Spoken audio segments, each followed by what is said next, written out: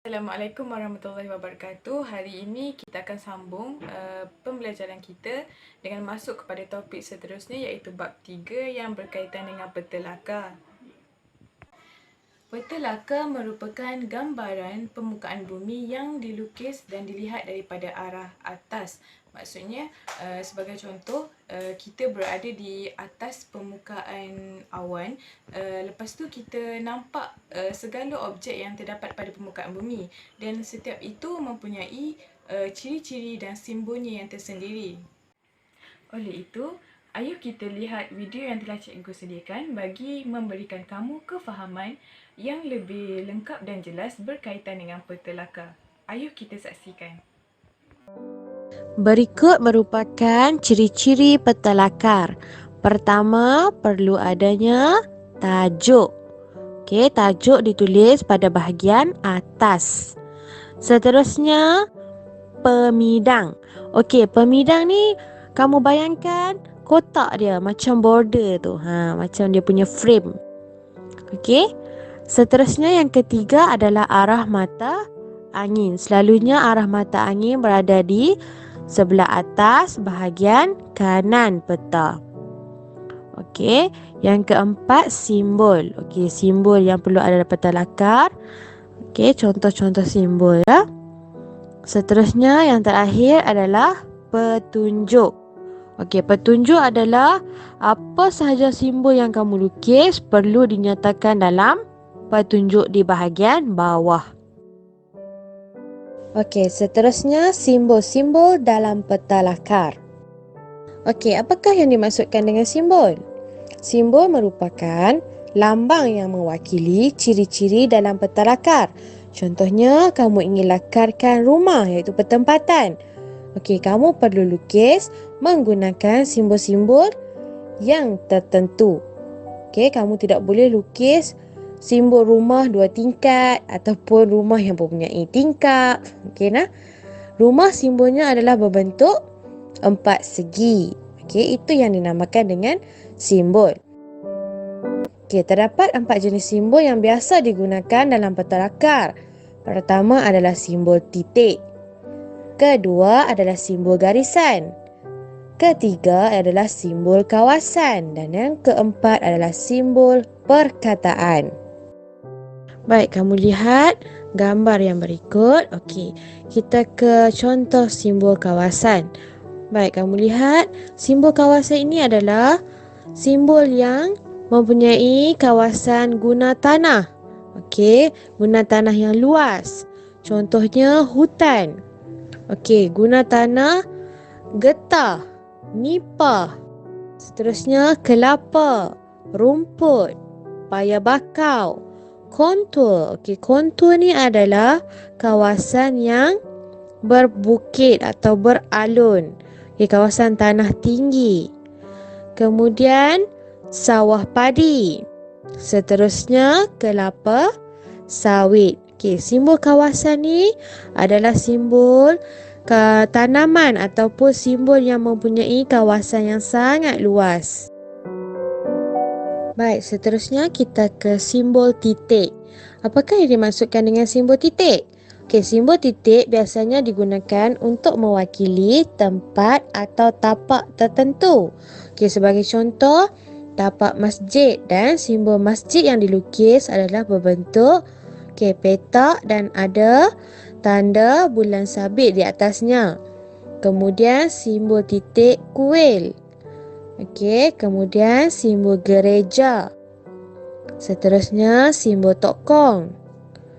Seterusnya simbol tanda tinggi. Apa itu tanda tinggi? Tanda tinggi merujuk kepada poin atau lokasi ketinggian sesuatu tempat. Seterusnya tanda aras. Apakah yang dimaksudkan dengan tanda aras? Tanda aras sama seperti tanda tinggi, tetapi tanda aras menunjukkan poin dan lokasi ketinggian sesuatu tempat dengan lebih tepat. Sebagai contoh, ketinggian jalan raya, ketinggian jalan kereta api. Seterusnya simbol titik stesen trigonometri. Simbolnya berbentuk tiga segi dan mempunyai titik di tengah-tengah. Baik, stesen trigonometri ialah ketinggian sesuatu tempat dan kebiasaannya adalah puncak bukit atau gunung. Jadi dalam peta lakar awak akan nampak stesen trigonometri selalunya berada di kawasan kontur dan berada di tengah-tengah kontur, iaitu di atas puncak bukit atau gunung.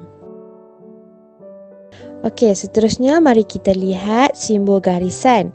Baik, simbol garisan digunakan untuk mewakili ciri-ciri yang berbentuk garis. Okey, sebagai contoh mari kita lihat sungai. Seterusnya tali air. Tali air awak akan jumpa dalam peta lakar berhampiran dengan kawasan pertanian. Okey, seterusnya pantai, benteng. Okey, benteng awak akan lihat dalam peta lakar selalunya kebiasaannya akan kamu jumpa di bahagian berhampiran dengan sungai. Seterusnya sempadan. Okey, sempadan ini pemisah antara sesuatu kawasan atau negeri, okey, ataupun negara.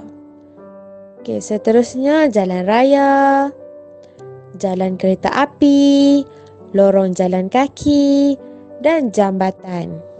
Baik, cikgu tekankan sekali lagi, simbol garisan mewakili ciri-ciri yang berbentuk garis ataupun yang berbentuk panjang dan berderetan. Sebagai contoh, sungai. Sungai berbentuk panjang, dia mengalir berderetan, ataupun jalan raya. Okey, jalan raya yang panjang. Okey, jalan kereta api. Seterusnya kita ke simbol yang terakhir, iaitu simbol singkatan perkataan. Dalam peta lakar, kita tidak menulis perkataan penuh. Kita hanya tulis singkatan perkataan sahaja. Sebagai contoh, balai polis ditulis BP. Okey, hospital HOSP. Sungai SG. Sekolah SEK. Okey, cikgu harap kamu jelas dengan simbol singkatan perkataan. Pandang darat fizikal dan pandang darat budaya. Okey, tadi kamu dah jelas tentang simbol. Baik, simbol pada peta lakar mewakili pandang darat fizikal dan pandang darat budaya. Okey, mari kita lihat perbezaan antara pandang darat fizikal dan pandang darat budaya. Baik, pandang darat fizikal mewakili ciri-ciri semula jadi. Ciri-ciri semula jadi. Sebagai contoh, bentuk muka bumi, saliran, tumbuh-tumbuhan semula jadi. Okey, antara simbol-simbol ciri-ciri semula jadi iaitu pandang darat fizikal, sebagai contoh rumput, simbol nipah, simbol hutan, simbol paya bakau, simbol kontur, simbol sungai, simbol gunung, tasik dan paya. Okey, semua ini adalah ciri-ciri semula jadi. Seterusnya, mari kita lihat ciri pandang darat budaya. Okey, ciri pandang darat budaya pula adalah ciri-ciri buatan manusia. Cikgu ulang, buatan manusia. Manusia yang usahakan, manusia yang jalankan, manusia yang hasilkan. Okey, sebagai contoh, petempatan iaitu rumah. Okey, petempatan manusia yang usahakan. Seterusnya, pengangkutan. Okey, pengangkutan sebagai contoh jalan raya, jalan kereta api. Manusia yang bina, manusia yang hasilkan. Seterusnya, kegiatan ekonomi iaitu sawah padi, kelapa, kelapa sawit, manusia yang usahakan. Mari kita lihat contoh ciri pandang darat budaya. Okey, berikut merupakan simbol-simbol ciri pandang darat budaya iaitu buatan manusia.